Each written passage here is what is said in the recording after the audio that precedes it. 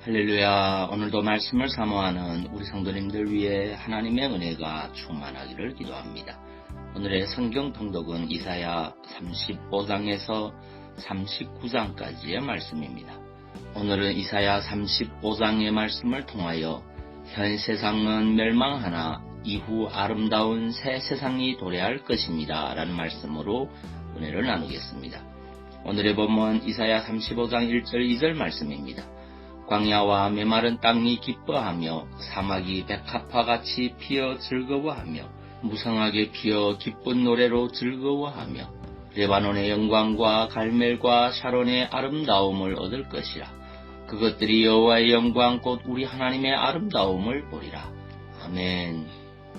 이사야 34장이 에돔으로 상징되는 악한 세상에 대한 하나님의 종말론적 심판에 대하여 예언하고 있다면 35장은 그러한 하나님의 종말론적 심판이 시행된 후의 일로서 이 세상과는 비교도 할 수 없이 아름다운 세상이 도래할 것을 예언하고 있습니다.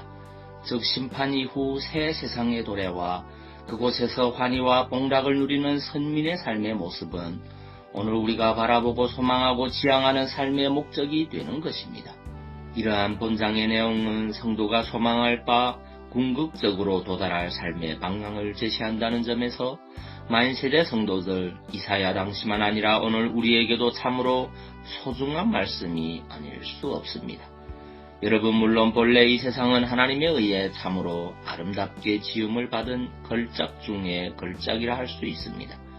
우리가 육안으로 보는 세상만 해도 참으로 경탄을 자아낼 만큼 아름다운 곳이라 할 수 있습니다. 그래서 자연세계는 수많은 서정 시인들의 노래의 대상이 되었으며 성경의 시인들 가운데에도 하나님께서 창조하신 자연세계를 주제나 소재로 삼아 시를 지은 이들이 많습니다. 하지만 이 세상은 우리가 눈으로 보는 것처럼 그렇게 아름답기만 한 것은 아닙니다. 우리가 이 세상의 이면을 좀 더 자세히 들여다보면 추하고 사악한 면모, 어두운 면모, 고통스러움을 주는 많은 문제점들이 있습니다. 그러나 사실 그러한 문제점들은 죄가 야기한 것입니다. 죄는 물론 인간이 범한 것이지만 인간에게만 악영향을 미친 것이 아닙니다. 이는 인간이 하나님이 창조하신 피조세계를 책임지는 자로 시험을 입었기 때문입니다.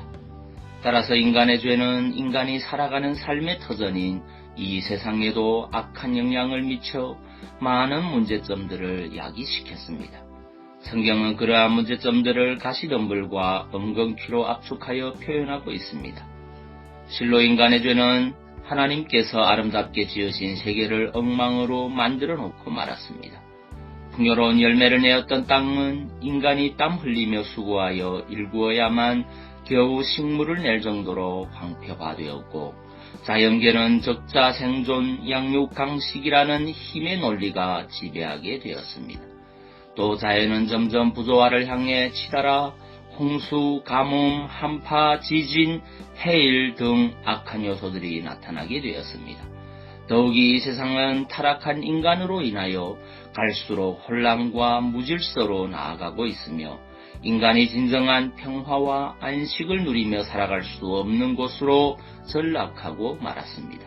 따라서 이러한 세상은 공의로우신 하나님께서 보시기에 적합하지 않습니다. 아무리 하나님께서 이 세상을 지으셨다고 해도 하나님은 이렇게 변질되어 버린 세상을 그대로 유지되도록 하실 수 없었습니다. 그래서 하나님은 인간이 타락한 직후부터 이미 세상을 멸하기로 작정하셨습니다. 문제는 그렇게 되면 하나님께서 구원하실 자들이 살아갈 곳이 없다는 것입니다. 이에 하나님은 이 세상을 멸함과 동시에 새로운 세상을 지으시기로 작정하셨습니다. 그러한 새로운 세계는 이 세상에 존재하는 모든 악한 요소들과 악인들이 더 이상 존재하지 않는 곳입니다. 장차 펼쳐질 새로운 세상에는 사막과 같은 황폐함이 존재하지 않고 불완전한 것들이 없으며 더 이상 적자 생존과 양육 강식의 논리가 적용되지 않으며 악인들이 존재하지 않게 되는 곳입니다. 그곳에는 오직 하나님의 구속함을 입은 거룩한 자들만이 존재하게 되며 모든 슬픔과 탄식이 사라지고 오직 즐거움과 기쁨만 있게 됩니다. 여러분은 이러한 세상이 상상이나 가십니까? 그러나 이처럼 상상조차 하지 못할 아름답고 복된 세상이 다름 아닌 하나님을 경외하는 자들에게 주어지고 펼쳐진다는 것입니다. 성도 여러분, 여러분 모두는 이 복된 새하늘과 새 땅의 주인공들로 예정된 자들입니다. 오늘 말씀 9절이 적시하는 것처럼 오로지 구속함을 받은 자만 그곳에 들어갈 수 있는 것입니다. 바로 구속함을 받은 우리 성도들만이 들어가게 되는 것입니다. 성도 여러분, 여러분은 이에 대한 확신과 소망을 결코 잊어서는 안 됩니다.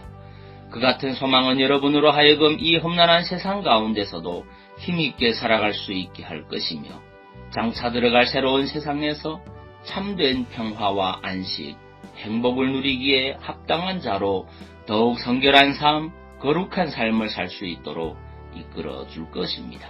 베드로후서 3장 13절 말씀입니다. 우리는 그의 약속대로 의가 있는 곳인 새하늘과 새 땅을 바라보는도다. 아멘. 기도하겠습니다.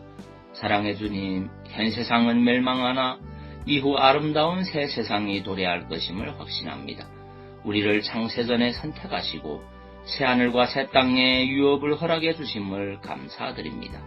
날마다 그 소망을 바라보며 험악한 세상을 승리하는 믿음의 성도 되게 하옵소서. 그리고 육신의 질병으로 고통하는 주의 백성들을 주의 크신 능력으로 치유하여 주옵소서. 예수님 이름으로 기도하옵나이다. 아멘.